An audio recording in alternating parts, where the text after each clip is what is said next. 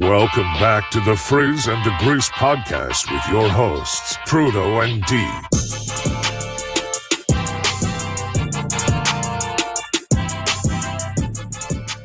Hello and welcome back to Frizz and the Grease. It's your boy Trudeau. Thanks for joining us live on Tuesday, January 16th, 2024, or next day on podcast. If you listen to live, check out the podcast, Apple Podcasts, Spotify, all that good stuff. Good show for you today. It's going to be honest, it's going to be pretty much all football because it was a hell of a football weekend and we love football. I love football, but probably not as much as my man right here to my left, D Frizzy Frizz. What's good? What to do, baby? Happy Tuesday. And yes, it's a beautiful day. We watched an incredible amount of football on Saturday, Sunday, and Monday. We were blessed with 3 days worth of football. So it doesn't get much better than that, honestly. Not only was it 3 days of football, which I like, I love Super Wildcard Weekend. Adding the extra playoff team was clutch.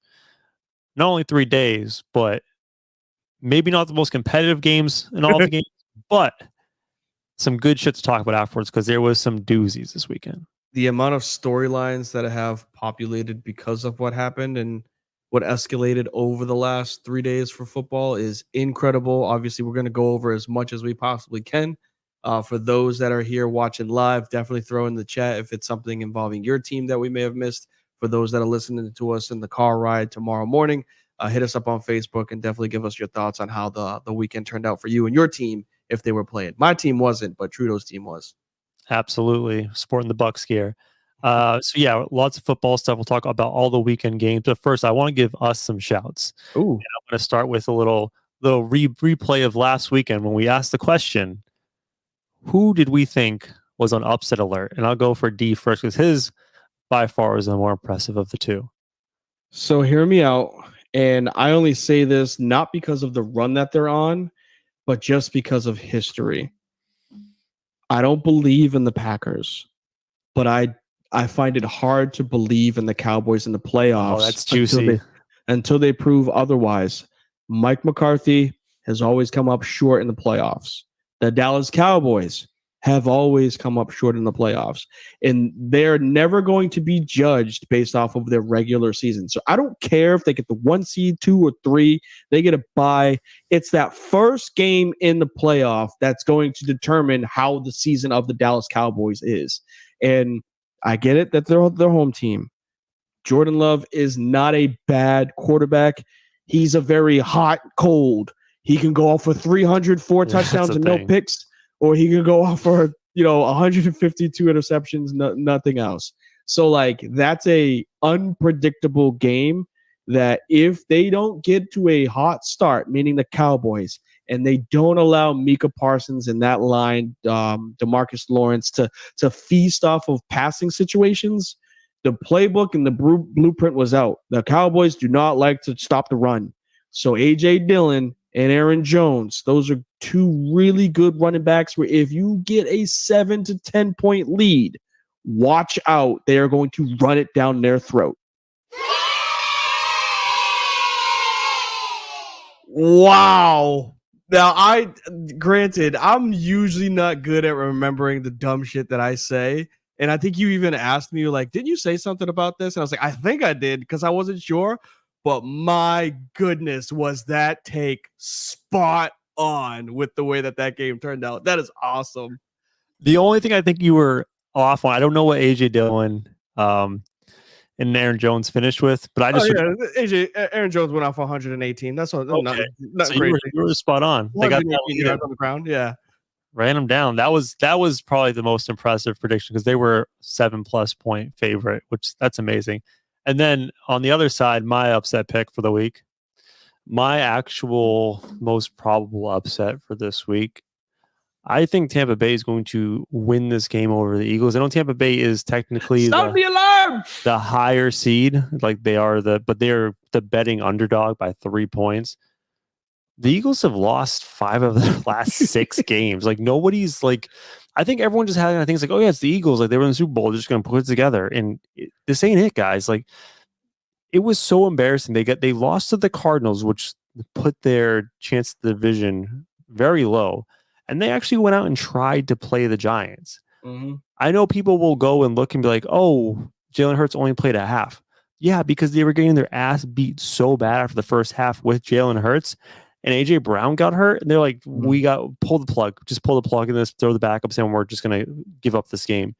This team has been limping for the past almost 2 months now to the finish line. And I think on the flip side, you have a Bucks team, which I know they struggled against Carolina, which does make me a little worried. 9-0 for those that weren't Hey, that it's a weren't watching shutout. last That's a week. shutout. But they have been trending up over the back half of the season. Home field against a team that's absolutely on its last legs. I think Tampa Bay has this one. Here comes the. Oh, I like that too, though. Wow. My only regret is not going harder on that take and just being they're going to beat the shit out of them. I mean, you had the like fan emotion, like emotionally, I want us to win. Mathematically, it sounds like we're going to win, but it's still the Eagles. Like that was the feeling that you had with it. And then they went out there and they beat the brakes off of them. So two really, really good takes. Not to say that we're on SportsCenter or on ESPN or anything like that, but two really good takes that turned out, exactly how we expected them to, just based off of what we had been watching, leading up to Super Wildcard Weekend. The one thing I saved you from is that after I had my take immediately after, you're like, nope, you're wrong. I didn't clip that, but I got to throw it in that you were not a fan of the Bucks pick. Speaking of, yeah, go ahead. No, that was it. If I'm glad that you didn't, because I didn't see it if like you were cheering for them, like if the Saints were in the playoffs. Oh yeah, I don't care if they were 2-touchdown underdog. I'm gonna say they're gonna win. But you were straight with it, man, and I think it's a big shouts, which we'll go over. A big shouts to how they game plan to play up against Philly. Yeah, let's talk about some of those games.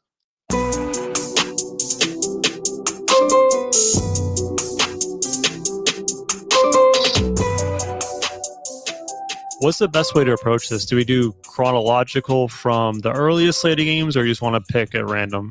We can do it at random because there's some games that really didn't have as much meat to them when it came to the turnout, but like all games had some type of interesting factor to them. So we can go to the biggest one of the weekend, which was the Cowboys Packers, or we can go to the Bucks Eagles, whichever's best for you.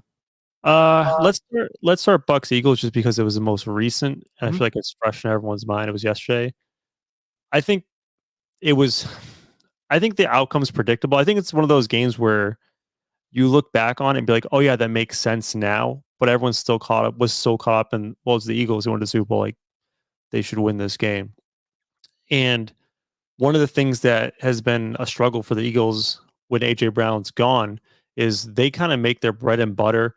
If they get blitzed, they run kind of verts on the outside with their two best wide receivers, and they can beat coverages.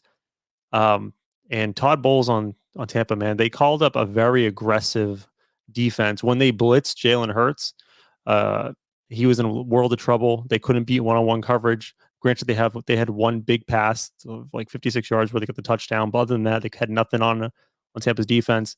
The one thing I was really shocked by, I watched the whole game. First drive, Tampa goes downfield, no problem, kicks a field goal, which has been kind of a problem for Tampa, not punching in into the end zone. The Eagles come out and they ran the ball pretty effectively on the first drive, and they pretty much abandoned it immediately. And I'm surprised they abandoned the run after one series. I think that could have been a really good weapon for them. They tried to put it all in Hurts, and with that aggressive pass rushing defense, they really could not break out and beat one-on-one matchups. I think because Philly, kudos obviously to the game plan for Todd Bowles for sending the house. Essentially, it wasn't just 5-man or 6-man blitz right up the middle. Like they were dropping Vita Vea. Yeah, it's Vea that's in the middle, right? He's still the D tackle there. Yeah, so they would blitz off the edge and then like sit Vita Vea back or send 4 people from the left side. Like it was crazy the amount of different looks that they gave, and to the dismay of the Eagles, like we talked about them losing the offensive coordinator and not having an identity this entire season. Like that was a prime reasoning for it right there. Where yeah, I understand like you're able to, or at specific times you were able to beat them one-on-one if you were throwing to the outside, but you can't keep hitting your head up against the wall and expecting different results. Like it wasn't working. Their ground game was non-existent, and that's the reason why these Eagles went as far as they did last year, is because they relied on that. And they even got a better running back, removing Gainwell from the game, or not game, from the team, and picking up DeAndre Swift, right? They got a better running back, and they took a step backwards with their run game, which I think that's what bit them in the ass at the end of the day. Yeah, and then defensively, I mean, I know they've had a ton of injuries. I think they're down 2 cornerbacks. But it's not the same Eagles team you saw last year. They could not get to Baker. The pass rush wasn't getting there. The cornerbacks couldn't lock up. I mean, Tampa has some good wide receivers. You have to give credit to where credit's due. Like this Tampa team, I know people were down on them. I think their over/under win total coming into the year was 5.5, and I think it was mostly because Baker. You go from Tom Brady to Baker Mayfield. People were going to say there's going to be a huge slip, but this is still an offense, in particular, 2 wide receivers in Godwin and Mike Evans that went to a Super Bowl, won a Super Bowl. So like you have good skill positions. I think, with Baker Mayfield, it's a flip of a coin. You get a good Baker or a bad Baker. And he played the game of his life and he has all the supporting cast around him. And granted, it was I don't know what the final score was. It was 15, 20-point victory. It was something absurd. 32-9. Okay. That could have been a bigger number because Tampa's receivers were like on Kansas City level of dropping balls the other day. And yeah, man, the Eagles are in shambles. I told you in a text before the game, like that this was my Super Bowl because I don't have, as a Bucs fan, like I don't have any expectations of them. Like we're not going to win a Super Bowl. Like we know that, but this whole season was to play like spoiler. Like let's get to the playoffs and just ruin someone's playoff run. And there's no better team to take out right now than the Eagles because they were the darling last year in the NFC, and we had the chance to knock them out. I don't think it's going to go as well next week against the Lions, but it was fun to watch them do that. And I think that people got to stop sleeping on the NFC South. It's a good division. Yeah, toughest division in football, which is why everybody just beats each other up, right? Like everybody almost finishes 500 because it's like the SEC in college. No, all jokes aside, honestly, just a great game plan from the Bucs and their staff, and the worst game plan. It's like the worst of both sides met. It's like, all right, this is the worst game plan that we could possibly have as a team, and this is the best game plan that we could possibly have as a team. Both of those teams executed like that. And for the Eagles, I think there's more questions than they have for answers when it comes to how that team is going to be run. At the end of the day, yes, so Devontae Smith obviously had a crap ton of receiving yards, 50 of them, 60 of them on one catch, but that offense needs help because they're just getting older. And the older that they get on the offensive line, or people like Dallas Goedert getting pissed off at Jalen Hurts. We saw him and AJ Brown get into it, a couple of weeks ago, and it's like, there's supposed to be veteran leadership, and I think the older the team gets, that leadership leaves, and you're left with these young cats that just like, I'm all here for myself. Like we had our shot and we missed it, so I don't want to do this shit no more. Yeah, we'll talk about potential windows closing later, but with the Eagles, it's going to get tricky coming forward because you have Jason Kelce retiring today, potentially Fletcher Cox retiring, and Jalen Hurts' contract is going to start hitting soon. I think it's next year that the number bumps up. So it's going to be harder to pay everyone, keep everyone there. Devonta Smith at some point is going to have to get paid. We'll see what happens with the Eagles. As on the Bucs side of things, I think Baker Mayfield has proven that he's not a great quarterback, but he's a good quarterback and he can win you games. And he's absolutely a starting quarterback in the NFL. I'd like to see the Bucs re-sign him for 2 or 3 years, because it's a crapshoot. You try drafting a guy, especially if you're going to be the middle of the first round.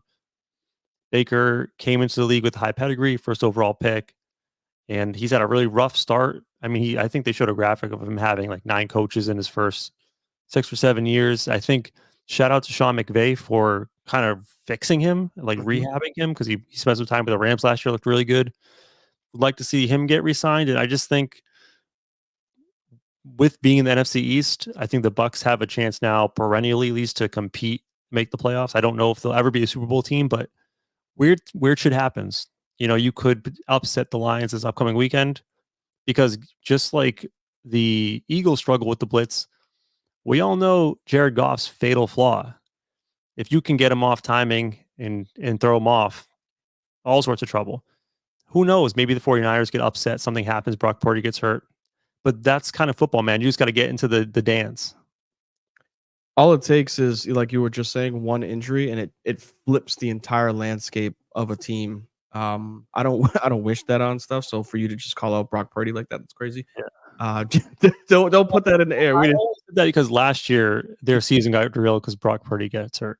Absolutely. I think Goff has evolved from just a game plan signal caller. I think he's been able to find spots in areas and get in big games that you weren't accustomed to seeing when he played on the Rams. I think he's a completely different quarterback than he was when he led that team to the Super Bowl. And they got a fighter of a head coach, which won't allow that type of stuff. I would say like to play out. But at the end of the day, I think the Bucks got a chance. You answered the question about like re-signing Baker. I just looked really quickly to see if there was anything else out there. Definitely not going to be a draft pick with them making it to the second round. But if you had the choice, just based off of this name that's going to be thrown around there in the next couple of months, would you take Baker Mayfield, Kirk Cousins, or Ryan Tannehill? Meaning you'd have to overpay for Kirk. Tannehill technically has had a better career. So you would rather stick with Baker or go with would you rather go with Baker or Kirk Cousins? I would stick with Baker because you know what you're going to get Kirk Cousins. You know where like his ceiling is. And Baker, you're going to get him probably like a Geno Smith contract, right? Which is manageable. And I think it's also like, I don't know, maybe I'm a sucker for loyalty, but I just think you should show the man some loyalty after him coming in and doing it what he did, keep him in the building. I'd stick with Baker.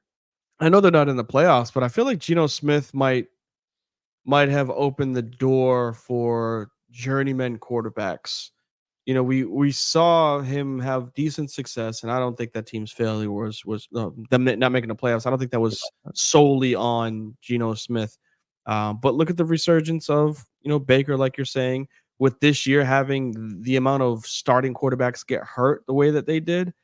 Who's to say you don't have that quarterback that's been on 2 or 3 teams finally find his spot on team 4 and get a team to the playoffs, right? So like I don't mind picking, if you had the choice, picking Baker over Kirk Cousins, because with Kirk you know what's going to happen. It's and he's coming off ACL injury. Yeah, which is really huge. He's not a mobile quarterback, but still going to affect the way that he throws. Yeah, I know this is like a bit of a tangent, and that's how we roll over here. Typically go. I did want to say, like, I think this is kind of like a case study with Geno and Baker of kind of the importance of organizational stability and the right coaching, because we've seen a lot of guys come in with high, I don't know, promise, and it just doesn't work out. And then the coach gets fired down the line. And, maybe with Baker and Geno, this is kind of an example of 2 organizations, the Jets and the Browns, who are always in dismay. And when they go to better places, whether it be Seattle or Baker, I'm gonna claim the Rams is fixing Baker. The Rams, it's like they're able to get them, rehabilitate their career. And I don't know, I just think maybe we blame the players too much about the shortcomings instead of looking at the surrounding situations. Yeah, majority of that though is because of potential, and Geno Smith's potential was not the same as a Baker Mayfield. Baker Mayfield being drafted number 1 overall. I don't think Geno was in top 15. Maybe he was top 15. He was the first in his class, but he was probably later in the. Just different expectations. So I know what you're saying with that, but there's definitely a lot more expectations surrounding, Baker, Josh Rosen, Kyler, those guys that were drafted in the top 3 of a draft class, and you're expected to be the guy to turn around a franchise, but some of them just don't because of the way that the organization is run, like the Carolina Panthers, which is a terrible organization. Speaking of like a quarterback drafted first in his class later in the draft, I want to shift and talk about the Steelers Bills. I know you probably don't think there's a lot of interesting things to talk about in this game because the Bills ended up by winning pretty handily. Mm-hmm.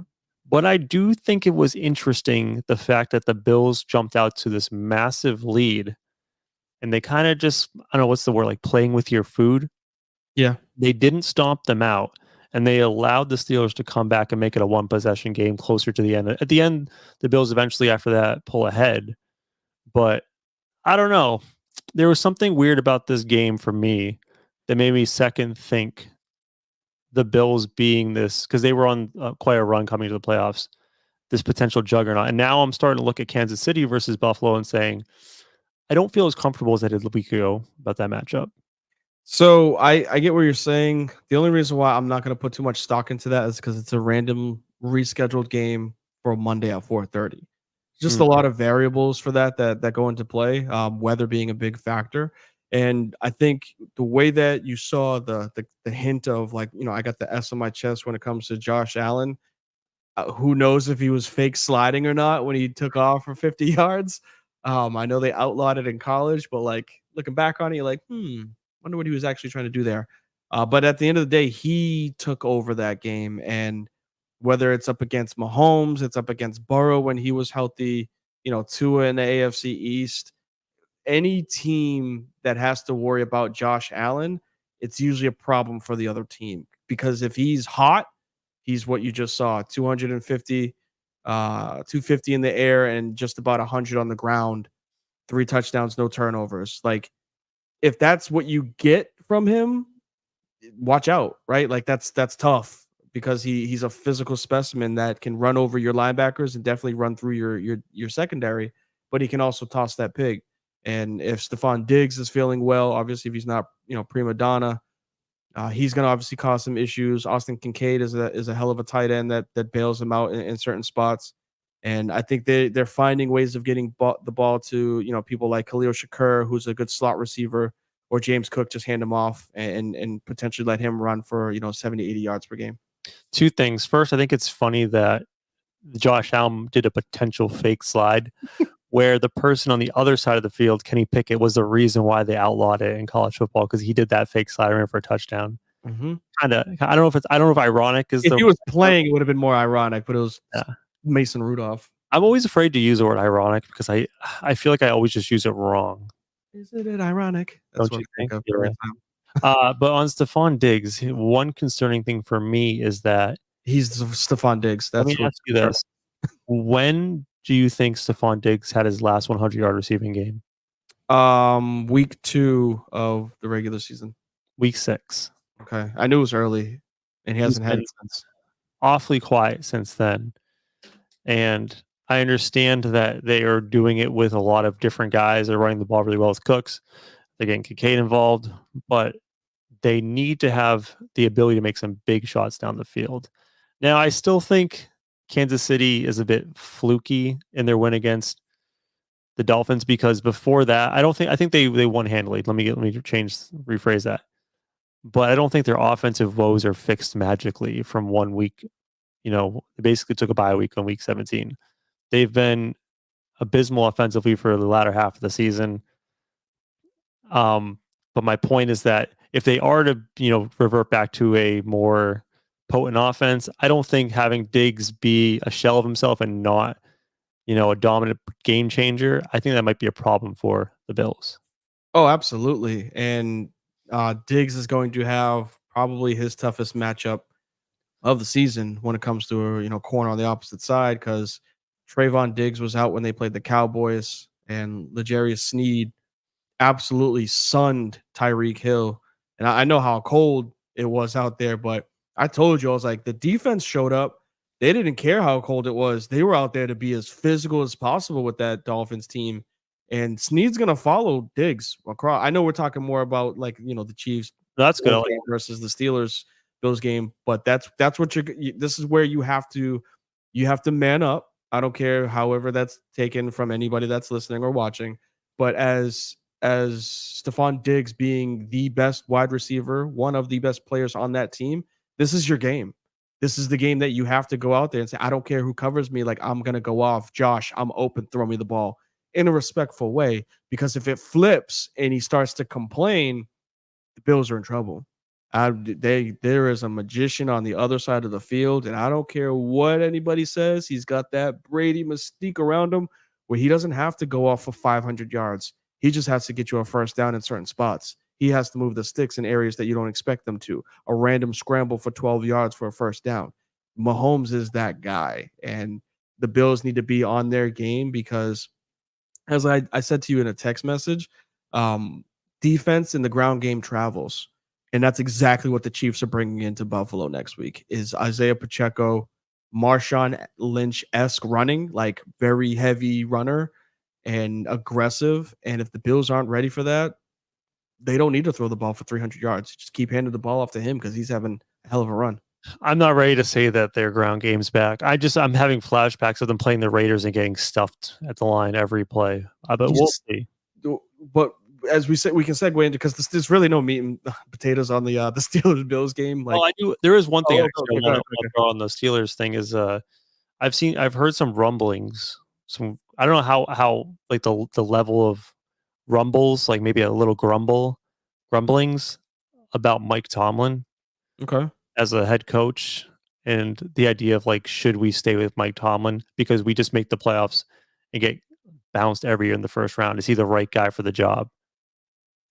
So I thought we were gonna rumbling wise. Do you want to keep this with the coaching topic that we're gonna go over later, or you want to start it now? Yeah, I mean, well, let's just tackle this one now because I feel like his job's secure. We ain't gonna worry about him.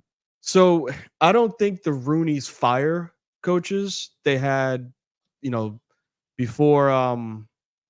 They've only had like 3 coaches in the That's past. what I'm saying. Yeah. It was, oh wow, and I'm dropping old white guy. I'll get his name. Yeah, sure. But before Tomlin, obviously, they had a coach that was on their team for 20 years, same thing. And then before that coach, they had the original coach of the Steelers. And I'm drawing a blank too. Once you say his name, I'll be like, yeah, that's his name. But Tomlin has been there as long. Go ahead. They've had more coaches. Bill Cowher is what you're thinking of. Cowher is who I'm thinking of, yes. And then Chuck Noll from 1969 to 1991. That's a long run. Incredible. Well, I think that's what it was 3 coaches in 30 years. With 3 coaches in almost 40 years. 1969, they've had 3 head coaches. Mm-hmm. So, like, I don't think that they'll fire him. And he went out there and said, I'm coming back next year. But I wouldn't put it past him getting to the middle of the summer and being like, you know what, maybe I do step away. Right. And this isn't him getting fired, but it's like where they tried to do what a lot of teams fail at doing, and they are, which is they tried to reset while being competitive.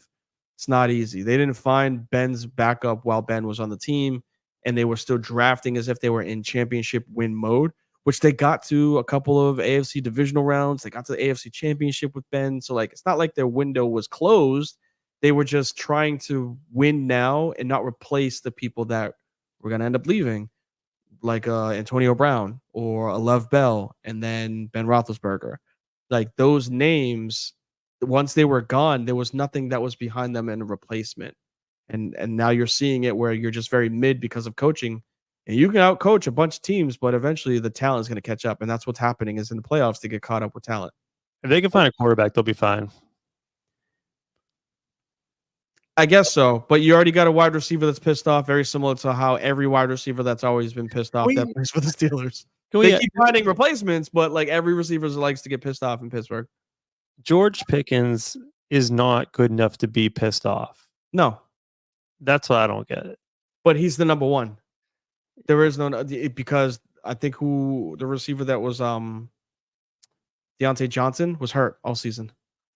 So he's the pseudo de facto number one. And the number one, whether it's Antonio Brown, Martavius Bryant, Plaxico Burress, whoever, has always been pissed off in Pittsburgh at their quarterback, and he's just following suit. I want to ask you your opinion on this, on the fraud meter. On a scale from 1 to 10, 1 being stone cold lock, no fraud, 10 being like funny money, like complete frauds. This Dolphins team, where are you putting them on the fraud ranking? I'm going to give them a solid 6, leaning closer to fraud, but not quite fraud. Reason being, they had a crap ton of injuries. I was going to say, yeah. They got absolutely dismantled with injuries towards the end of the season, and to the fault of their own, right? We don't want people to get injured, but they lost Xavier Howard, they lost Chubb, and they lost, I think, a linebacker, all within those last 2 weeks of the regular season, which if they beat the Bills, like you were saying, in week 15, I think they played them. It was the last week of the season, week 17. Okay. Well, they played the Ravens then. It was the Ravens game where if they beat the Ravens, they wouldn't have had to worry about the Bills game. You know And what really did the minute was the loss to the Titans on Monday Night Football. I mean, you could look back on any team that, is right on the cusp of being great, and then the one game that snipped them. And yeah, the Dolphins, I wouldn't quite call them frauds yet because Tua had his best season that he's ever had. They played a game, negative 30-degree weather. I know the other team did too, but they also had a shit ton of injuries. And I'm just not ready to call a team fraud when half of your no, they didn't score an offense, so there's no excuse for that. But half of their starting defense is out. Like two really good corners. I think Ramsey was there, but like he was playing like one-legged. Xavier Howard, who was shut down, gone, and your best edge rusher out. So I think those things, catch up to you. So I'm not ready to quite call them frauds yet. And that's why also I don't feel confident in giving my stamp of approval on Kansas City being back, because you just laid out all the reasons why an offense could be successful with those injuries to the Dolphins defense. I know weather played a factor as well. Home field advantage. The Dolphins played a really, really tough week before against the Bills to try to win that division. And Kansas City the prior week sat most of their starters and just threw in the towel on week 17. So I think everything was leaning in the favor of the Chiefs in that game. I would like to see them do it against an actual defense with both teams having essentially 1 week of preparation.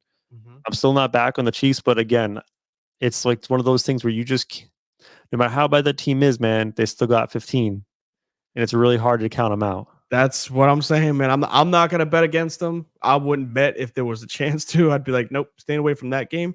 But there's just, he's got.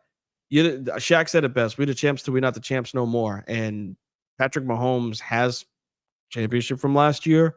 He's got 2, and you just always have to worry about their team. There's just something about him in the playoffs. You're like, crap. You don't know if he's gonna go off for 500 and 6 touchdowns, or he's gonna go off for 200, but like, be surgical in areas that he needs to be to win the game for you.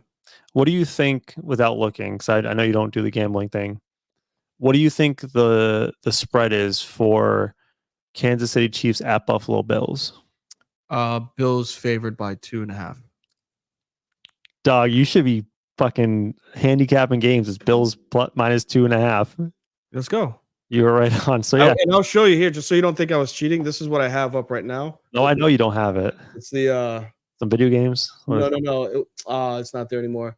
It was the Dolphins because we were going over the Dolphins, okay. Dolphins schedule. So I didn't even look at the. I know.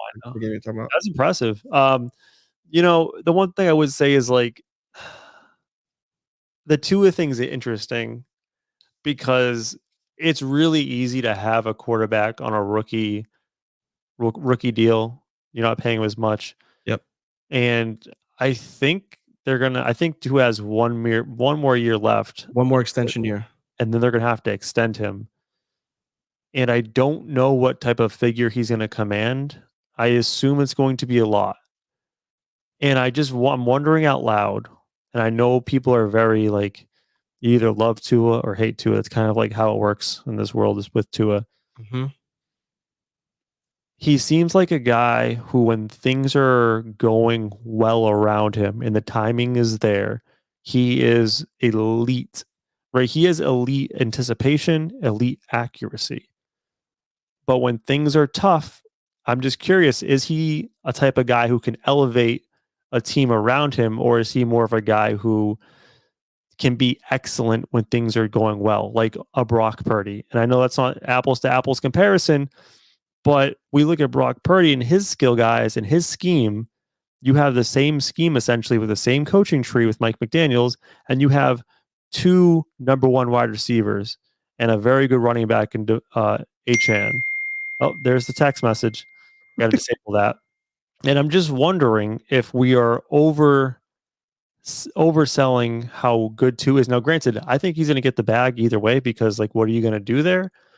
But I'm just wondering if you're the Dolphins, is that going to bite you in the ass in the future? So I wish I had a Cam Newton style hat because you're talking about Brock Purdy and game managers and however the hell he says it. I got an unused cigar. Well, my brother-in-law. One last thing. Yeah. Is like, unlike some other quarterbacks like Jalen Hurts, who also went to Alabama, Tua does not have the ability to, and maybe he does, but he does not use it to make plays on his own, right? He's not going to escape the pocket and get you rushing yards. He needs to operate within a system. And I think he's Brock Purdy with some makeup on. Fair. Message. You can actually hit the this or on your phone, you can turn it to do not disturb and it'll turn it off for your computer. I think Tua is, because I spoke with my brother-in-law earlier today about this actually. I think he's top 10 if you don't count injured quarterbacks, and he's top 12 if you do put in like a Burrow that's injured that was injured earlier in the season. And I think with a top 10 quarterback, you have a chance of winning a Super Bowl. So I'm not saying that I'm out or like you need to stick with Tua. I just think because of the coach that you have, the scheme that they run, and the system that they are incorporating in Miami, they kind of flipped it in a couple of years with the Brian Flores shit. You run this as long as you possibly can. There isn't another quarterback around his tier where he's at, 8 to 12 in the league, that you're going to get more out of. And those top 7 aren't leaving their teams. So like he's the best that you're going to get. And this isn't his ceiling season.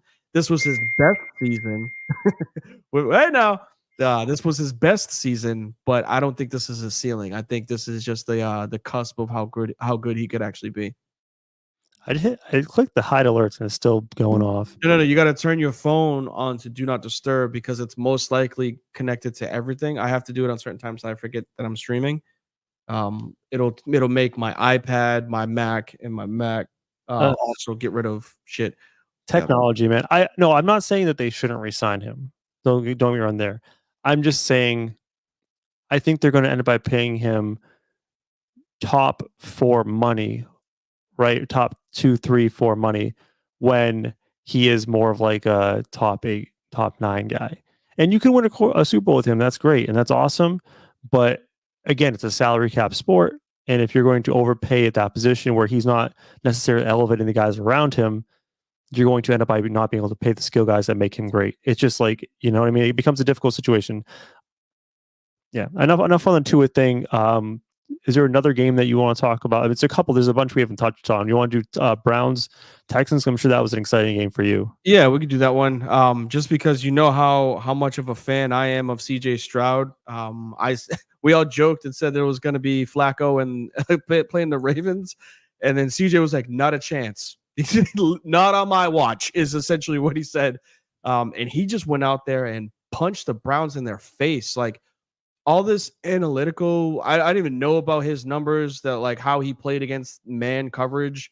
You hear all this stuff on ESPN, so like it's not me doing the research. So big shouts to everybody that's able to provide this to us. But like ranked bottom 5 QBs in the league when the team's playing man coverage, but ranked top 5 in the league when teams playing zone coverage. So they went out there and played man, and he was like, "Bet, I'm gonna tear you guys apart." And they're like, "No, let's go ahead and switch the zone." He's like, "Bet, I'm gonna tear you guys apart even more." And he just kept slinging the rock, throwing the ball downfield, and we see like the separation of like where he is year one of being a quarterback, and we hope this isn't his ceiling, right? We hope he continues to get better compared to players that have been in the league for 3, 4, 5 years. He's just separating himself. That was the best defense statistically in the NFL. And he dropped 45 on him. Granted, there was a couple pick sixes, but he still had 28 to 35 points from him in his offense. Yeah, I think you absolutely nailed it on the head. What I want to talk about is that I leaned Browns because the Browns have great man-to-man corners and they can pressure with 4, maybe with 5. Yep. And I thought that was going to be a huge problem for CJ Stroud, especially with this first game in the playoffs. It was not an issue at all, a non-issue. On the flip side, I want to talk about Joe Flacco, where it seems like the magic ran out for the Joe Flacco man. Mm-hmm. I mean, granted, we kind of expected him to revert back a little bit to the mean. I watched him throw some just the first pick six. The first pick six was just terrible decision. But yeah, man, this team didn't show much life. It was very one sided. Texans dominated every facet of the game. I'll be very interested to see what it looks like on the road next week at Baltimore. I think that's when CJ Stroud gets his welcome to the NFL moment. Granted, hey, what he's done so far has been phenomenal. Like no one could have ever predicted this for any of the first round quarterbacks, like not just CJ Stroud, any of these first round guys coming out that were highly touted. So hats off to him, and he's doing it without. I think is Tank Dell still out? Yeah, he's out for the season. That's like a ACL, MCL tear. Yeah, he's doing it without his best wide receiver. So it was really impressive. I actually wanted to, did you want anything else particular on this game? Because I had something I wanted to segue on the Browns in particular. I think it may have been commented on last week. They're young and they're dumb. So because of that, what do you expect, right? And this is coming into this Ravens game where you'll see when it comes to what we got to talk about later, the Texans are young enough to not give a damn and dumb enough to really not know what they're doing. Meaning they got a young coach or a short tenured coach and D'Amico Ryan. They got a first year quarterback, and they got a bunch of misfits that didn't pan out anywhere. And like a Nico Collins being the wide receiver. I think they still got Brevin Jordan as their tight end. They got people that nobody knew, and because of that, they don't have any expectation for themselves. They're just going, what's that? Singletary is a running back who was cast off. Devin Singletary out of Buffalo. They legit can go into games and play with house money, kind of like OKC in basketball last year, where just go out there and play. You can't. There's no pressure on you guys to win because you're not supposed. CJ, you were not, and I repeat, you were not supposed to lead a team to a divisional championship your first year playing. The Texans were an abysmal organization 2.5 to 3 years ago. Last year when they had Davis Mills, people were like, oh my goodness, this might be a destination that nobody wants. And now look what you guys have done. So big shouts to him, man. I'm not a Texans fan, but I'll be rooting for my brothers out there, and that's it. They got a big game for themselves, this weekend. And they got a shit ton of Browns picks. They do, man. Like, hey, they made out. They did it the right way. Some people, they wanted Deshaun, and they were like, this is what I want to ask you about. This is what I want to ask you about. Now that the season's over for the Browns, where do you go from here? Because I got to be honest, like of all the quarterbacks who played for the Browns this year, Joe Flacco was the best. And we all know Joe Flacco is not like great. So you have Deshaun Watson, who you traded 3 first-round picks for. You owe him all this money. Like, I know the answer is they're going to try to stick with this man, but like, you can't. Like, you just can't. But you can't get rid of him because you spent all those assets. Well, here's the thing. Not only that, nobody wants that. You want Deshaun Watson, the quarterback, in his heyday in Houston. Not now. You don't want what he's providing for you now, field wise, let alone off the field. Have you heard of the expression? I don't know if it's an expression or a philosophy of the sunken cost fallacy. Yes. Okay. Do you want me to explain it to the people? Or I know what it is, but definitely. So for some people that may not know, because this is really in-depth philosophy. I know it. I don't know like it in its entirety, but what I know is relationships. Like if you were to buy stocks, so if you bought a stock at $100 and it goes down to 70, and you're like, shit, I'm down $70. You're like, it looks like it's still going down south, but I'm already down 30. So like, I don't want to lose that 30.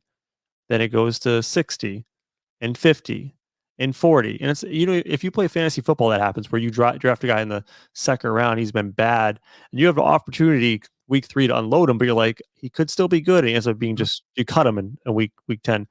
And that's kind of the idea with Deshaun Watson, where it's like, the Browns might be married to the idea of like, well, we spent all this money in picks. We can't just like move on, but like, maybe it's the best actual thing for you to do, but you feel like you can't because you already put so much into it. The only reason why I don't believe they could though, is because what's out there for what they have.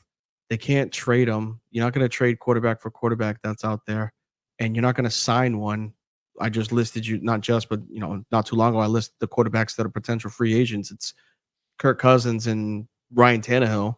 I'd rather have Kirk Cousins. Maybe, but then you have to spend the money on him if that's the quarterback that you want. And then you got draft picks where, you could throw darts at a board and hopefully you land on a quarterback, but you're picking bottom 20, right? Or bottom 20. Is this crazy? This is crazy. I've heard this idea in basketball all the time. What's that? Never in football, where you just want to get off a contract, so you staple a pick and just send the contract out so you can clear the books. Like, would it make sense a year from now if, like, let's say this goes bad next year for Deshaun Watson, he's not good. Mm-hmm. Would it make sense for them to find the worst team next year, staple a first round pick with Deshaun Watson's salary just to get him off the books and have someone take him and just sit him on the bench? Yes. You can do it next year. You can't do it this year. Next year, he'll be the 10th highest paid quarterback, which is fine. This year, he's still top 3.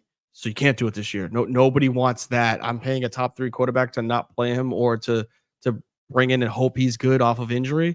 Nobody's going to take that contract. Next year, when Jalen Hurts, Tua Tagovailoa, and all these other 4th and 5th year quarterbacks get paid, his contract gets worse. This is why Mahomes is really fucking good, because he's able to take money and then take a little hit. Just give me some bonus money. Younger quarterbacks don't want that shit. They want the bag, right? He got his championship. So you can't do that this season, and you can't do it going into the 24-25 season. You got to do it going into the 25-26. Yeah, the Mahomes contract was so weird and so fake. I think NFL, baby. It's the NFL. You hide money wherever you can. What was like 10 years or something for like $500 million? But people lost their mind, but it was like a lot of incentives. Like he would have to win MVP all 10 years to get all that money, which wouldn't happen. Let's get to the creme de la creme, the good stuff. Let's get to the good stuff, the dessert. The Dallas Cowboys, Green Bay Packers. How about them Cowboys? I wish you had the sounder for "They Are Who We Thought They Were," but like that's not even. There's not even need for it. Like, I'm glad you played the sound from our show last week, but hit the nail on the head. Dak legit looked like a deer in headlights out there. It looked like he had not been a top 3 quarterback all season. CeeDee Lamb dropped passes that we didn't see him drop passes all season, right? Tony Pollard, shell of himself, nothing on the ground game that was able to be viable. I think they had the backup run in Rico Dowdle, nothing on the ground. Yeah, nothing. And I know that, you look at it and go, well, CD had 100, Michael Gallup had 100. But when you get the ball at the end of the game and they don't really need to do anything on defense, sure, they'll give up some catches. But in grind time, like, this team is exactly what I said last week and have said all season long. They don't get judged until they get to the playoffs, and then the lights get bright and McCarthy freezes, just like he did when he had the best quarterback in football in Aaron Rodgers. Dak Prescott proves that, we don't know if like we can win a championship with him. Looks great in the regular season, gets to the postseason, and they're like, why did we re-sign him? It happens every single year with him. And then the defense, which I had a feeling was going to happen if they fell behind early. Micah Parsons doesn't like to tackle anybody besides a quarterback. DeMarcus Lawrence is up there in age, not old, but he's up there in age where he's bent on just getting the pass rush. They're missing their corners, so obviously the rookie receiver, or the younger receivers for Green Bay torched them. And I think the corner that was like one of the best corners, Deron Bland, I think his name was, he was on an island. Like, they were sending so many different receivers, whether it was Dobbs, they had Wicks that was out there doing work. Christian Watson was just around moving. He wasn't even catching the passes. He was just moving because of his speed, catch you off guard. Like, they ran a hell of a game plan as Green Bay, and LaFleur proved that he's still a offensively minded coach, and they just beat the brakes off the Cowboys. It's too expected. It's exactly what I had a feeling was going to happen. I don't know where to start on the rebuttal for this. I'm with you on all of it. Let's start pause with the Packers. I feel like they've done it again. Like, they went from Brett Favre to Aaron Rodgers, and Jordan Love might be a dude. He sure as hell looked like a dude against the Cowboys. Granted, he's had some highs and lows this season, but his cumulative production's been very, very good. Mm-hmm. Um, you know, I think the Packers are an interesting team because they might be one of those teams that we're just seeing the up and coming, the up and up. They have two very young wide receivers. They were one of the youngest teams in the league this year, maybe the youngest in the playoffs this year. And we're seeing these guys start to mature and come into their own. So I think the Packers are a really interesting case. Maybe not this year, but I don't think they stand a chance against the 49ers. But going forward, I think they've answered a lot of questions. They probably say we have a quarterback, we have some wide receivers we trust, and we have a coach that we actually believe in.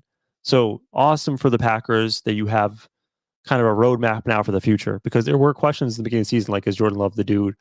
Do we really love LaFleur? I think the answer is yes. Yeah, I mistakenly, I mean, it's one game, so we'll see. I mistakenly said, just based off of his ups and downs in the situation that he was in, that I'd take Justin Fields over Jordan Love, just because of the way Fields is organizational wise with the Bears, and Jordan Love has everything, the Cadillac of organizations to be in. He's got a plethora of weapons on offense. He's got a great defense. He's got an incredible coach. Fields doesn't have any of that shit. Maybe DJ Moore. So like when I saw Love have his highs, you're like, well, good. It's to be expected. He should have those. And when he had his lows, it's like, what the hell? You can't be this bad. Like you have a better team, a better organization. You got to be better. And we saw his high, this weekend. And if he's able to sustain that, now it's about consistency with Love. If he's able to sustain that, they got their guy. They got a guy. It's just if he goes out there and they're playing the 49ers this weekend. Is that right? Yeah. Yeah. I'm not expecting him to go off for 303 touchdowns, no turnovers.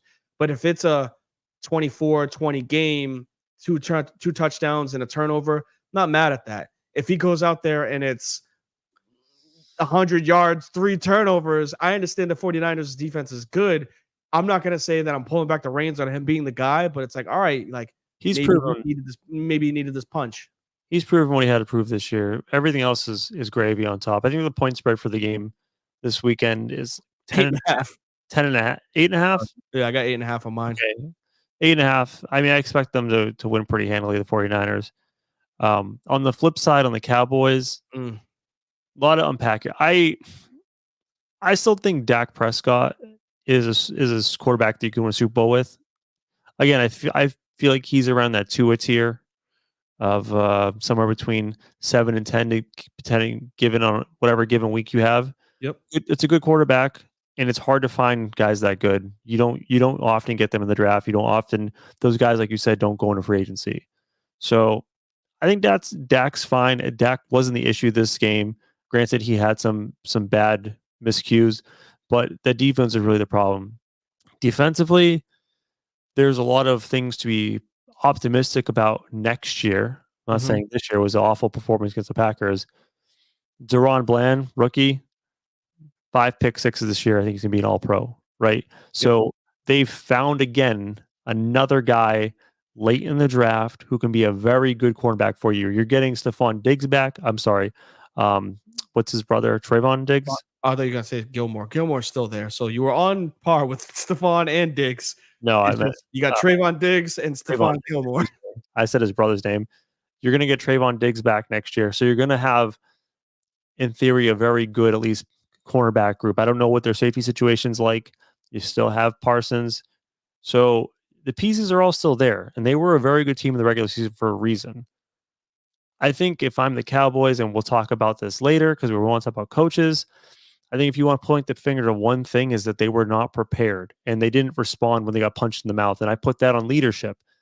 Dak Prescott, for as much as he likes to be in commercials, he sells the yogurts. He likes to sell the sleep number. You know, he's a very camera facing guy. You know, he likes to be in the limelight.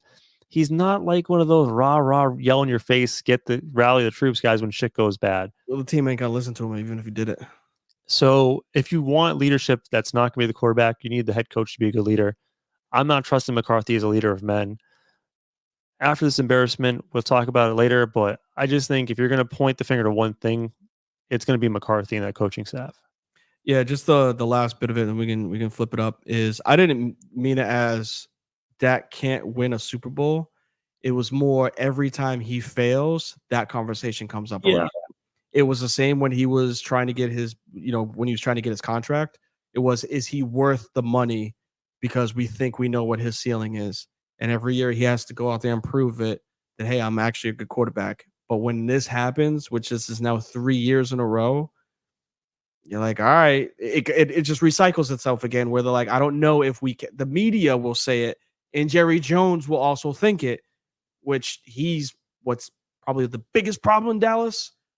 But I digress on that part. I think that's hilarious that we have the Packers and the Cowboys talk about stability, where you're saying the Packers are like a very stable organization and they don't have an owner. Which fans, baby, the fans own it, which is the biggest crock of shit. I wonder why. I wonder why it's always the Dak thing getting hate. I think part of it is probably just people hate the Cowboys. You hate or love them, and then obviously there's another. Some quarterbacks get more leniency than others. Like your Joe Burrow. Oh, you say your Joe Burrow. Even back at Phillip Rivers. No one talks about Phillip Rivers, but Lamar Jackson. Dak Prescott. I don't know what differentiates the two, but sometimes there are things I don't understand. Just got to be the emblem on the helmet. It's really nothing else besides just how dark the helmet is. By the way, happy Martin Luther King Day. Thank you, appreciate you.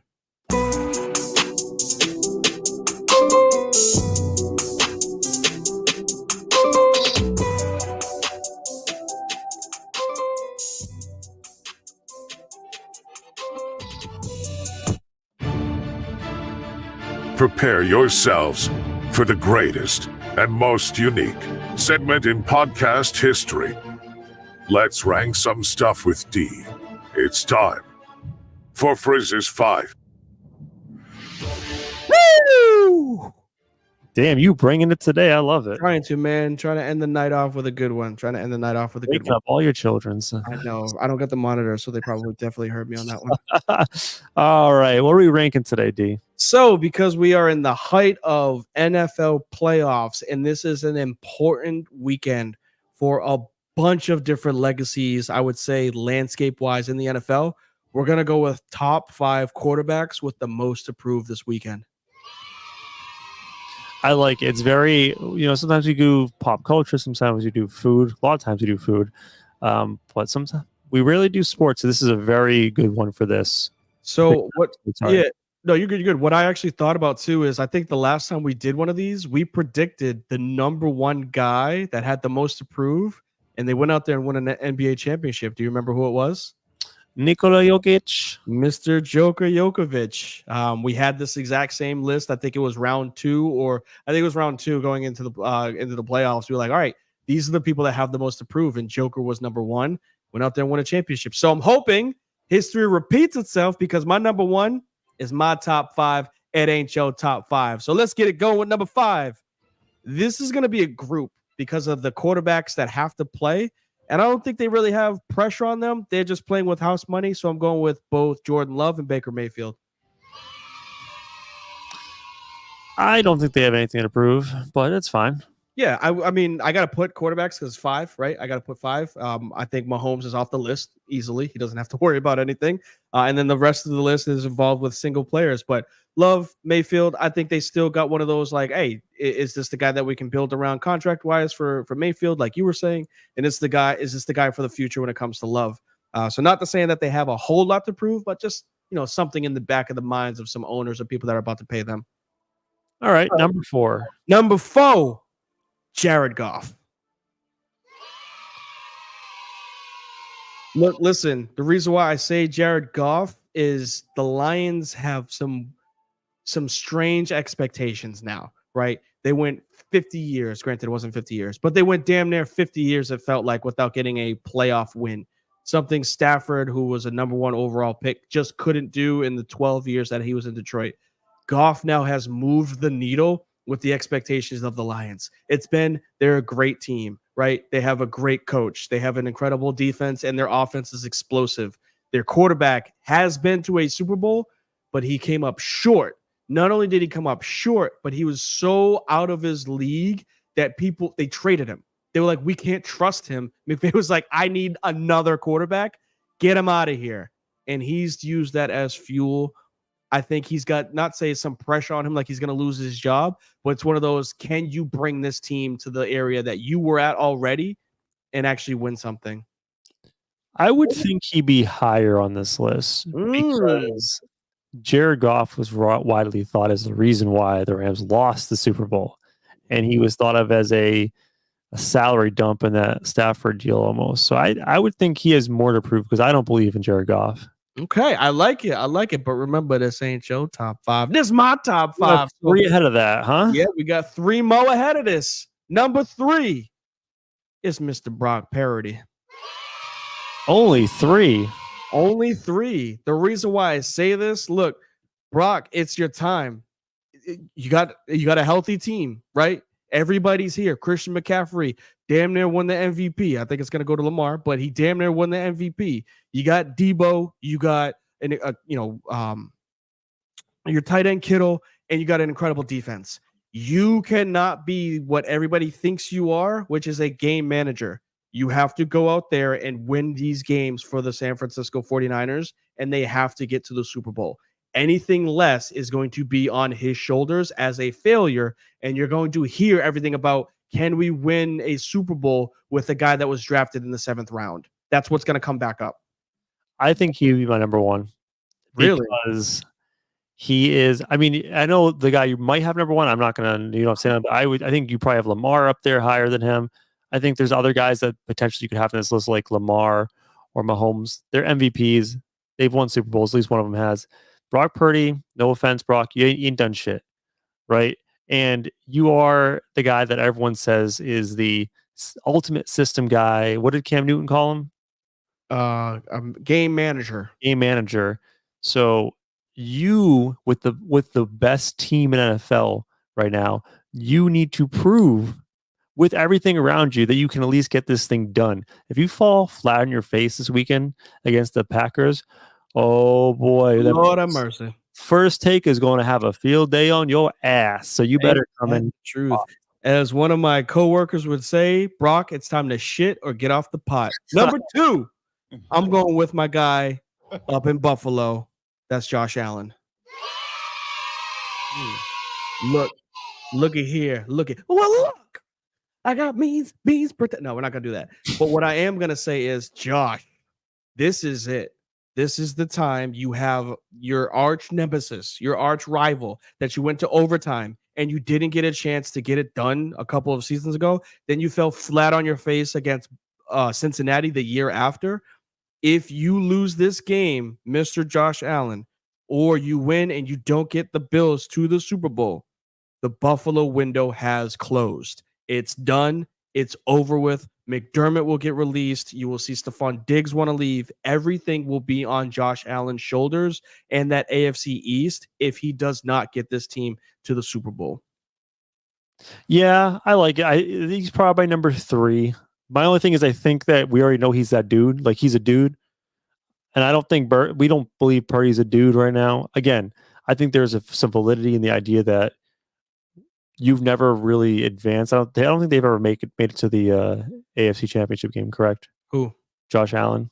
They did. That was the year they lost to the Bills. Okay. The Chiefs in overtime. They've made some runs. I do think it would be nice to have it as a resume builder, but I'm not looking at Josh Allen as like he needs to prove something, especially considering he has gone absolute apeshit over the past 5 weeks to get them in the playoffs. We thought the Bills were dead in the water. Mm-hmm. So for me, it's like, you brought this team back single-handedly, so I don't think you have as much to prove as some of these other people. Eventually, people are going to get sick and tired of coming in second place, and owners, leadership, everybody is going to be like, we can't just keep doing the same shit over and over. And it's always going to come down to the quarterback. So not to say that it's fair, but it's the reason why he's number 2 for me. Give me my drum roll, please. I say this because I want him to have the most pressure that he's ever had on his shoulders. I want him to go in and lead this team through the AFC to the Super Bowl and win himself a Super Bowl MVP. It's Mr. Lamar Jackson.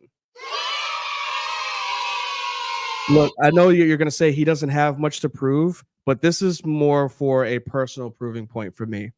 Lamar Jackson, I believe, has the most pressure on him because for the next 2 or 3 years, if this team fails while being the number 1 seed and they have the easiest road to the Super Bowl that they've had, minus coming across a Mahomes, obviously, they're going to go back to saying he's just a running back.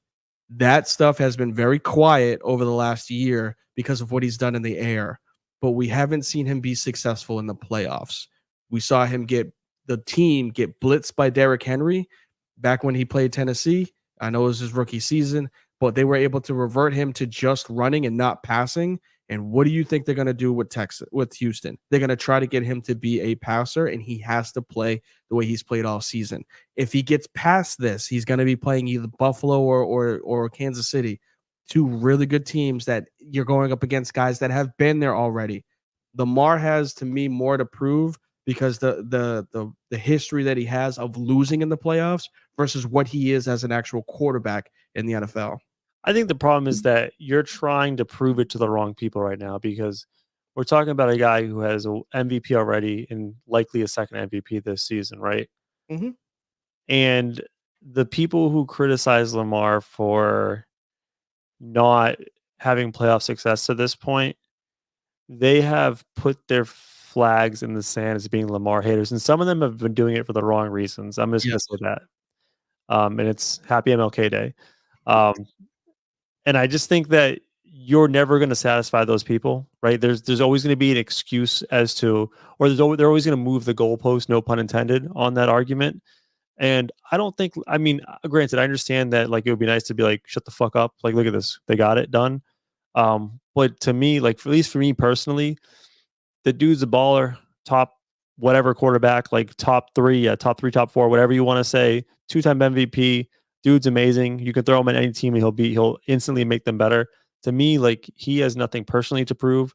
And I just think having him number 1 is just because his most ardent haters are just the loudest, most obnoxious people that will never give in. Maybe that's part of it. I even said it in the prelude to introducing him that like this is a personal pick for me. Yeah. Because of just the noise, right? And that noise was very, very quiet the last 8 weeks of the season when he was throwing dimes, not turning the ball over, not even really scrambling, but winning games. And the issues that they had last season was not being able to finish in the fourth quarter.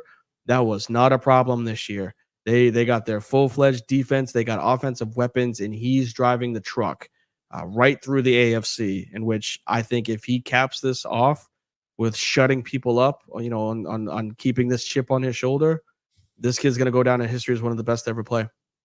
The only honorable mention I want to throw in that I wrote down, non-quarterback division, Sean McDermott, head coach of the Buffalo Bills, because we already know he's a clown.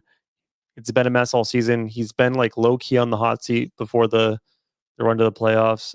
Yep. I just think if he falls on his face this weekend against the Chiefs and they get off to a bad start next season, his ass might be in trouble. I said that with the Josh Allen part. I think he might be already in trouble if they lose this week. Josh Allen, nah, he ain't going anywhere, man. He's not Allen. I'm saying McDermott. Yeah, I was saying that's looped in with it with that window closing, and that's going to be on McDermott's shoulders.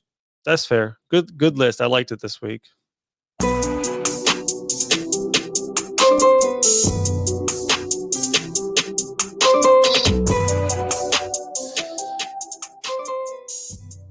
Last segment. I don't know how much time we're going to spend. We'll just kind of see how much time we have left in the show. Mm-hmm. NFL coaching carousel. Obviously, since we met last week, we had Bill Belichick being let go, or quote unquote mutually parting ways. Yep. We've had Pete Carroll go. We've had, I think Gerard Mayo's the only hire since then, right? Yes, Gerard Mayo to the Patriots. Okay, so we wanted to kind of touch back in and just check in on some of these coaching things. I did want to start with the Patriots because we do have people who listen from the Northeast who watch the Patriots, like the Patriots. I like the hire. I've heard people in my friend groups, some people like it, some people love it, some people hate it. I like the hire because Gerard Mayo was a guy who has been in the system for a long time. He was a very hot coaching candidate 2 years ago. People wanted to snag him. He decided to stay put with the under the gentleman's agreement that he would eventually take over for Bill Belichick. That was kind of a known thing. In his And contract. I appreciate that Kraft decided to stay loyal to someone who's been with them for a very long time as a player and a coach. And I think it's smart to have someone who, quote unquote, knows the Patriots way. Granted, some people are like, well, it doesn't work anymore, which it's recycled. But if we're going to be quite honest, a lot of the problems with the Patriots this year was not the defense. They were actually a very good defense, especially on the stretch. It's the offense and some of the coaching decisions, not Gerard Mayo. And another bigger problem was Bill Belichick was their GM and hired the staff. Yes. Terrible job as a GM.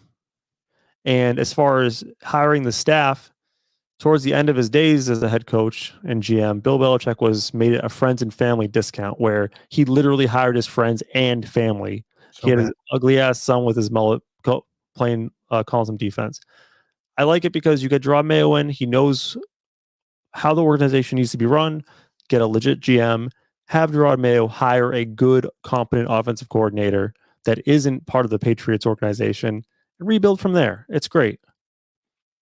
Yeah, I think the Patriots got the hire right. I think staying from within is definitely a good thing for chemistry amongst the team. I think the team trusts him obviously because of his position, although it wasn't quite defensive coordinator. It's like defensive analyst, I think, whatever it was. Yeah. So for him to get that promotion, I'm not mad at it. I think they have bigger fish to fry with pieces on that roster than coaching. And granted, you got rid of the GM by removing Belichick. So now with your third overall pick in the draft, you have to hit, right? And I don't think you can make a mistake whether you go quarterback or Harrison Jr. and then take a quarterback later or pick up a vet. Maybe they go out there and get Kirk Cousins. He fits right in there with them with the way that they like to have their quarterbacks. And you know what I mean by that? Happy day.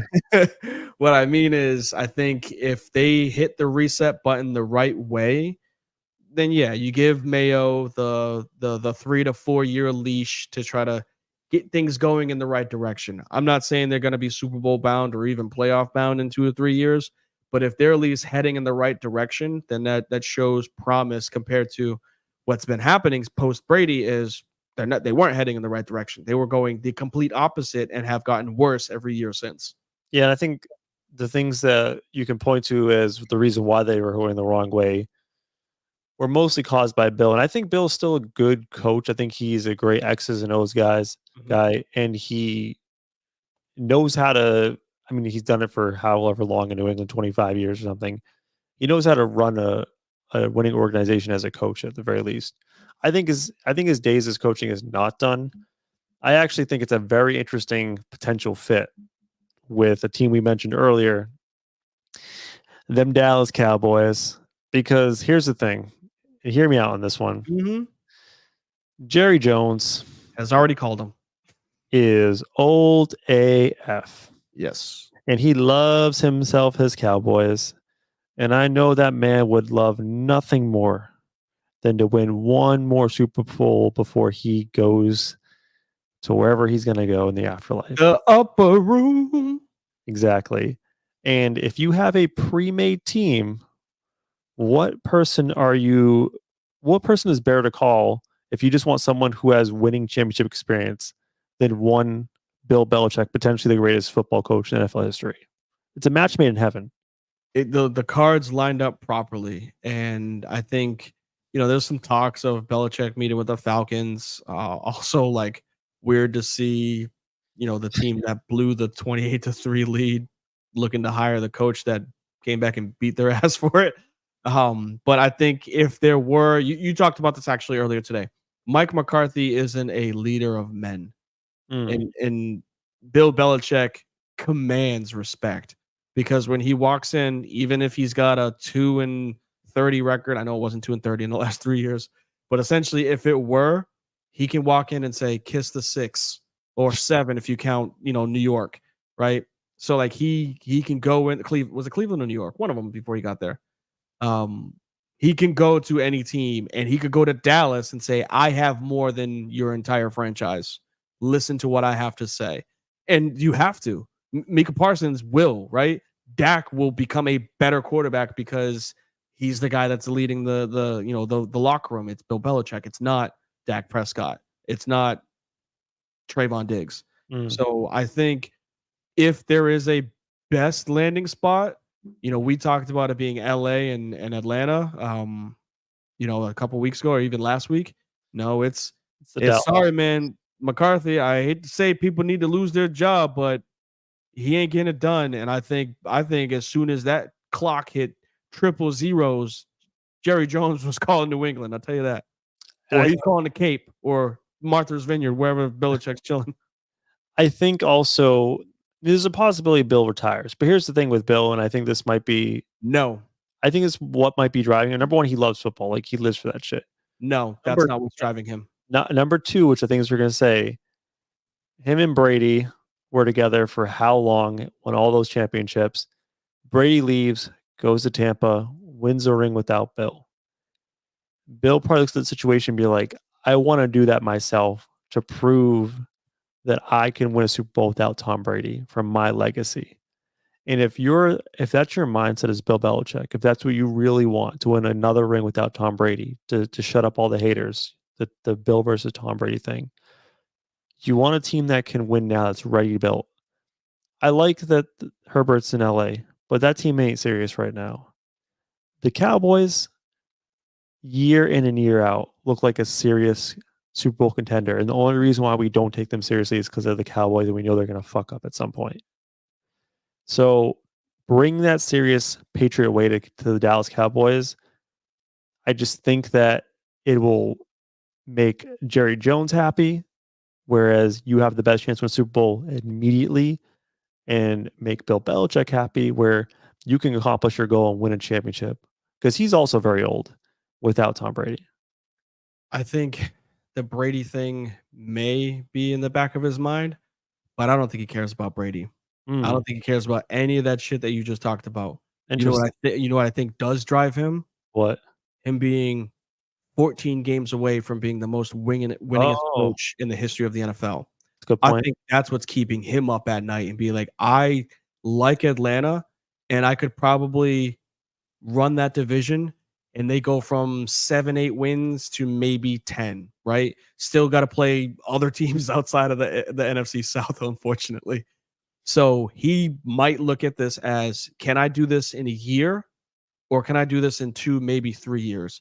He goes to Dallas, he gets this done in a year. That team won 12 games this season. I could see them being a 14-3 team easily with him being the head coach. Those close games and dumb time management losses that they have, that shit doesn't happen on a Bill Belichick team. And yes, not only do they get the potential, top seed in the NFC, now they're actually a threat in the playoffs because there's no historical background of, yep, McCarthy's going to blow this one. It's now Bill Belichick, where he has the advantage facing whoever he's about to face as crap. I'm going up against Bill Belichick. That mystique makes coaches do dumb shit, which will help them out, which could potentially help them out in the playoffs. He doesn't coach the Dallas Cowboys, but that's something that other teams would have to worry about. So just other really quick catch up on some other coaching stuff. I did hear that Antonio Pierce is the front running candidate for being retained, moved from interim to head coach with the Raiders, which he deserves it. The team was a disaster before he took over, and the guys really rallied around him. So I'm happy for him to see that positive action for him. Devontae Adams is probably happy. Yeah. Another one is that Jim Harbaugh. Is it Jim or John? I always fuck it up. We both need to get this right. Jim Harbaugh. John is Jim? It's Jim Harbaugh. It was Jim. It was both. Whatever. The Harbaugh one, that's from Michigan. He did take an interview with the LA Chargers, right, this week. That would be an interesting fit. I think ultimately they probably will go that way. I don't know how you feel about the situation, but he is a more offensive leaning mind. And then if you look at the candidates out there right now, maybe Bill or who else is another leading candidate? Maybe Pete Carroll. Vrabel's out there. Vrabel. None of them are really offensive guys. Mm-hmm. I think they want to bring in someone with a fresh set of eyes who can kind of rejuvenate Justin Herbert. And especially, coming from the college game, I know it's not the NFL, but as we said on this podcast before, college football is like the incubator for NFL offense. Like it's a testing ground. So I think that'll be a good fit for them. I don't know if you agree with that or not.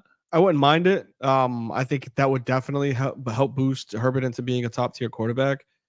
Getting the best out of someone like an Austin Eckler or Keenan Allen before he kicks, the retirement bucket. I think they have the ability to get one or two younger pieces to help out Herbert if they were to take on a Harbaugh as the coach.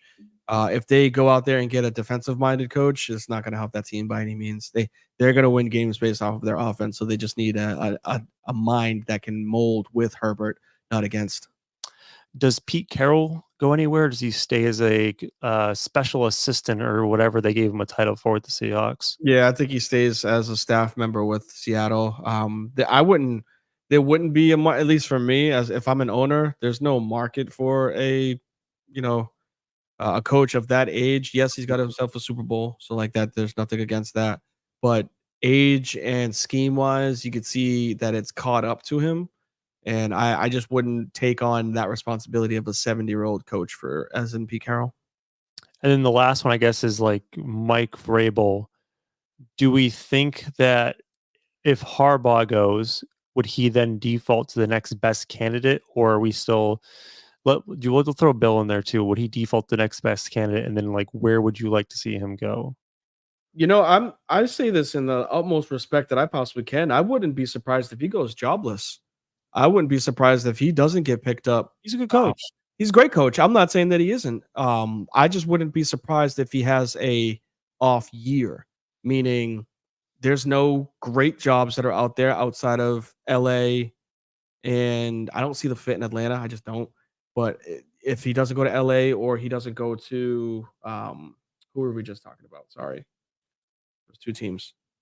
We're talking about LA. We talk about the Raiders. So I guess no, he was not going to Dallas by any means. But yeah, if he doesn't end up in LA because of somebody else that doesn't fall through the cracks, I could see him just not coaching next season, taking a year off, or a coordinator somewhere on staff, and then boost his value up by having like the top 5 defense that he's had, and then finding a job for next year. I have a wild one for you for Vrabel. Yep. Would love to see him in Seattle. Yeah, but well, hear me out. You have a really good foundation offensively. He's a defensive guy.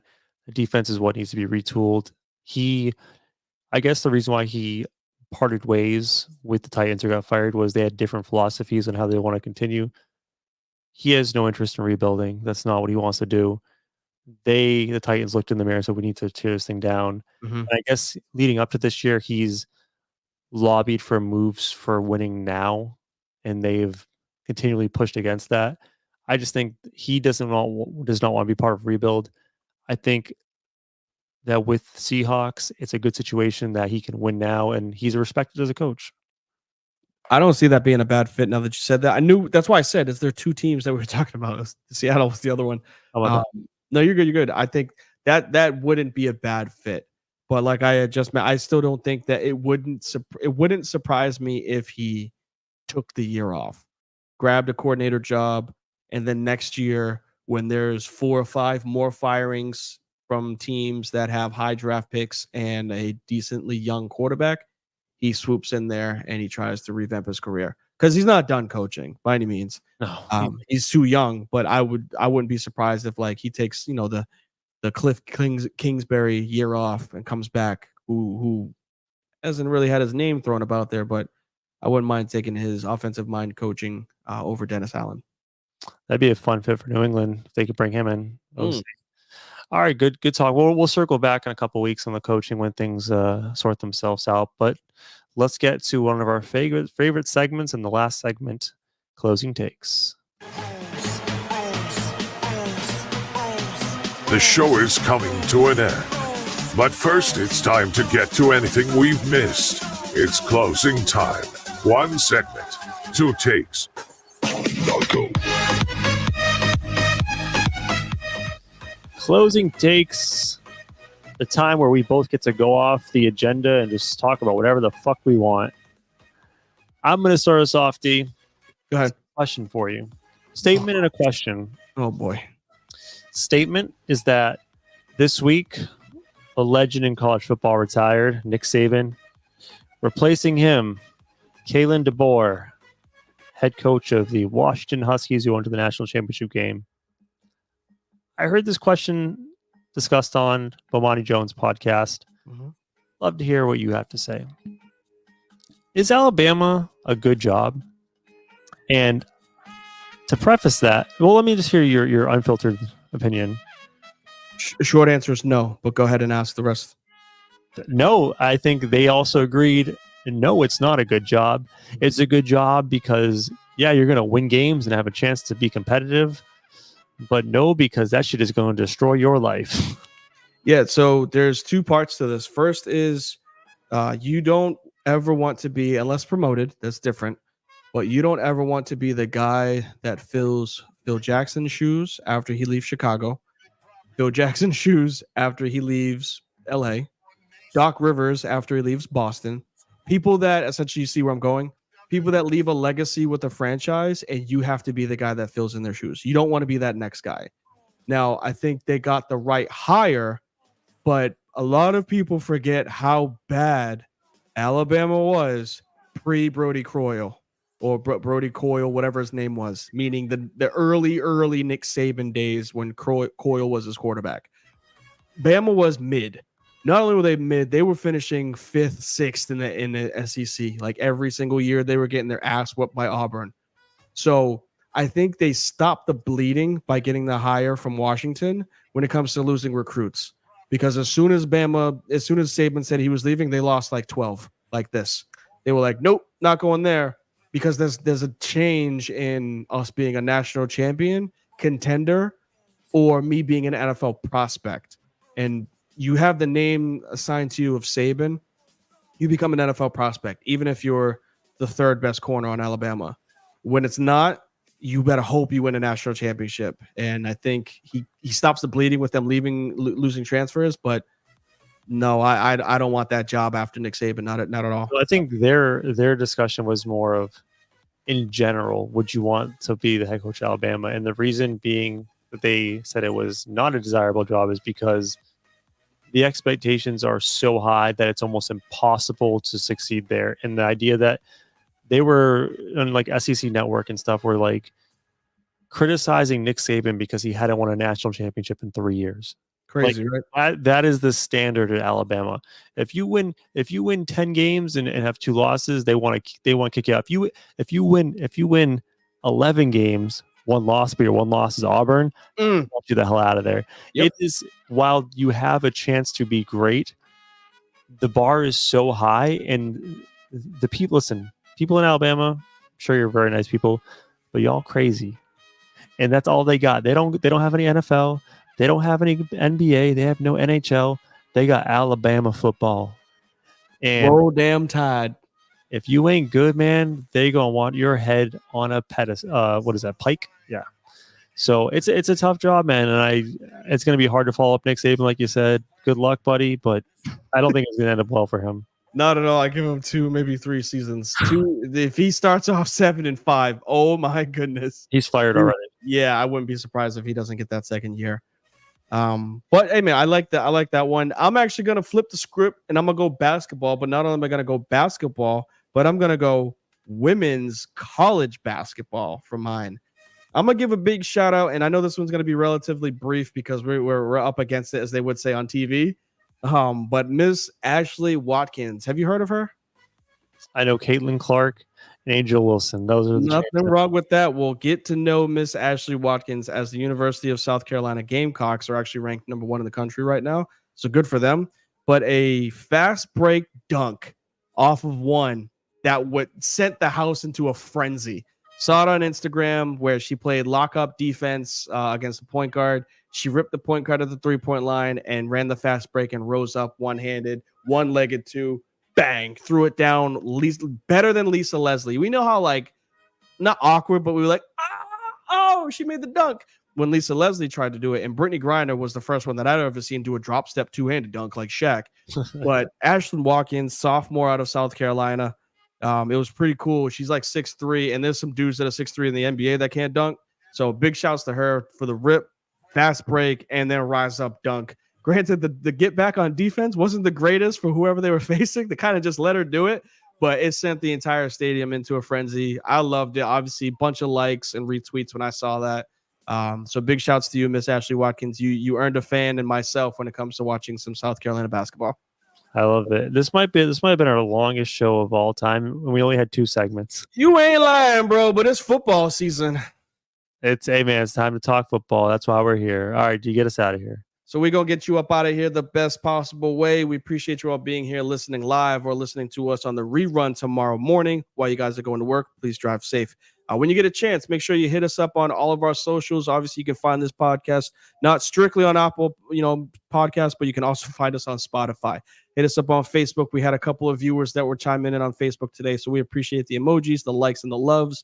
Everybody that's over on Twitch, obviously, you can like and subscribe. Hit that follow button, hit the little bell so you get the jingle around 8 o'clock on Tuesdays saying that we going live. Hit us up on the X, formerly known as Twitter. One day we'll get an Instagram. Yeah. What's that?